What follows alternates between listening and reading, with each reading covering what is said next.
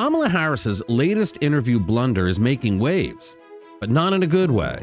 She failed to distinguish herself from Dementia Joe, and the Democrats are in full-blown panic mode. Now, what does this mean for the party's chances in key swing states?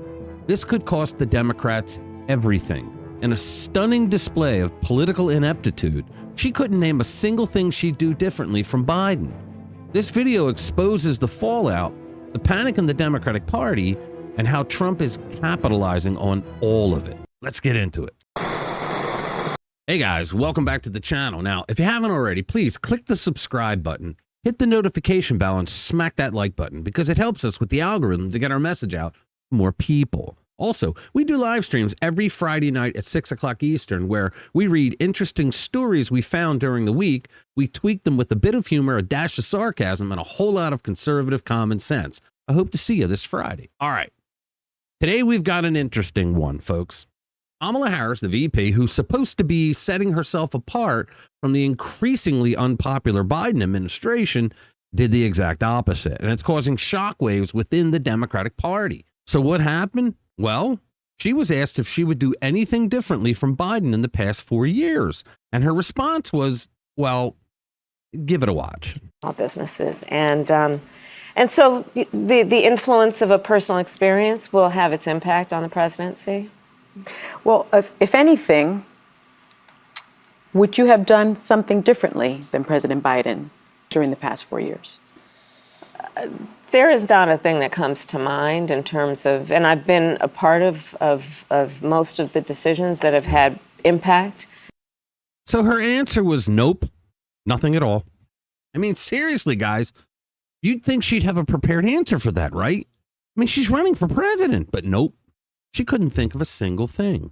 And that's got the Democrats scrambling for damage control. You see, the midterms are right around the corner, and those swing states that the Dems used to think of as safe are suddenly looking a whole lot less secure. Panic is spreading through the party like wildfire, especially in places like Wisconsin and Michigan. But here's the kicker. It's just the beginning of Harris's blunders. Her entire campaign has been riddled with gaffes and contradictions. Her entire career, she's against fracking, and now all of a sudden she's for fracking. She allowed 18 to 20 million illegal aliens into the country, causing havoc all across the fruited plains, and now she's going to do something about the border. Instead of drawing a line between herself and Biden's dwindling approval ratings, she's doubling down on more of the same. It's almost like she's waving a giant flag that reads, "I'm with Joe, even if you're not." I mean, it is the single most incompetent, inadequate, unprofessional, unpresidential answer to any question a candidate has been asked.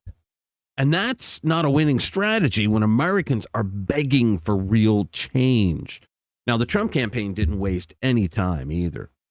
They've already released an ad highlighting Harris's misstep. Honestly, it's like she wrote the script for them. Would you have done something differently than President Biden during the past 4 years? There is not a thing that comes to mind. The president's withdrawal was a complete and utter catastrophe. The images of people hanging off of planes and desperate parents handing their babies over the airport walls to soldiers are seared into our country's collective conscience. The withdrawal was a catastrophe, in my opinion, and there was an inexcusable lack of accountability and negligence.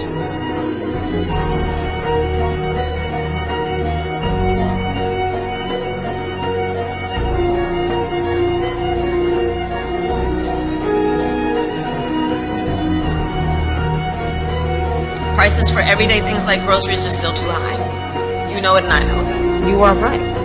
Prices, in particular for groceries, are still too high. The American people know it, I know it. And guess what, guys? It gets better or worse, depending on your perspective. Democrats are frantically hitting the panic button. We're talking full-on meltdown mode. Polls are showing some seriously unsettling trends for them, and the Republican Party is capitalizing on every single one of Harris's mistakes. Senate seats that used to be considered safe are now competitive battlegrounds. My home state of Pennsylvania, then Michigan and Wisconsin. If the Dems lose even one of these, it's game over for Kamala Harris.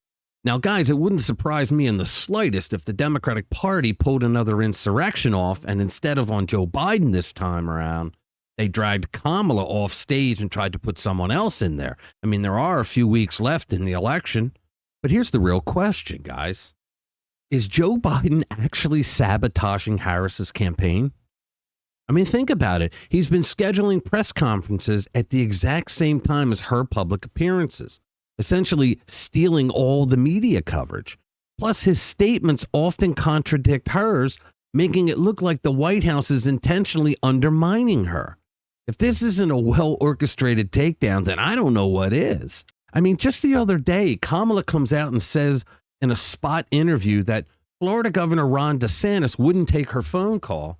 And because of that, he was politicizing the damage that was done to his state by Helene.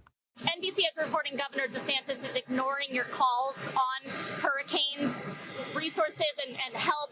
How does that hurt the situation here? You know, moments of crisis, if nothing else, should really be the moment that anyone who calls themselves a leader says they're going to put politics aside and put the people first. People are in desperate need of support right now, and playing political games with this moment in these crisis situations, these are the height of emergency situations, is just utterly irresponsible, and it is selfish, and it is about political gamesmanship instead of doing the job that you took an oath to do, which is to put the people first. Well, the governor's response to that was he called bullshit. He said that he had been on the phone with the president and on the phone with the head of FEMA, and that they had worked everything out that they could, and that he got everything that he requested so far. I didn't know that she had called, so I'm not sure who they called. They didn't call me, and their characterization of it was something that they did. It wasn't anything that anybody in my office did in terms of saying that it was political. State of Florida, we've been on this footing now for 2 weeks straight in terms of preparation, response, and now we have an even bigger storm that's bearing down, as you pointed out, on a very populated area, potentially could do even more damage. And we've been laser focused on leveraging all resources available, including from the federal government. And I've been in touch with both FEMA and the president, as well as marshaling all our state agencies and working to support our local communities. And so for Kamala Harris to try to say that my sole focus on the people of Florida is somehow selfish is delusional. She has no role in this. In fact, she's been vice president for 3.5 years. I've dealt with a number of storms under this administration. She has never contributed anything to any of these efforts. And so what I think. And then to add injury, but I really think it's a get-evenism for the insurrection that they pulled on him. President Biden actually went on camera to say that he had been in contact with the governor in Florida and that he gave him his personal number in case he needs to get back to him. And last night I spoke again with the governor of Florida, DeSantis, and Tampa Mayor Castro, Castor, and I made it clear to them they should reach out, including to me directly, with everything else they may need as they see this storm hits. I gave them my personal number to contact me here in the White House. Most importantly, I've urged everyone currently located in Hurricane Milton's path to listen to local officials and follow safety instructions. So Kamala has no role in this, but yet she politicized a governor trying to take care of his people more than answering a phone call from a vice president who's campaigning. So what's happening here, guys, is more than just campaign chaos. It's a symptom of a broken party.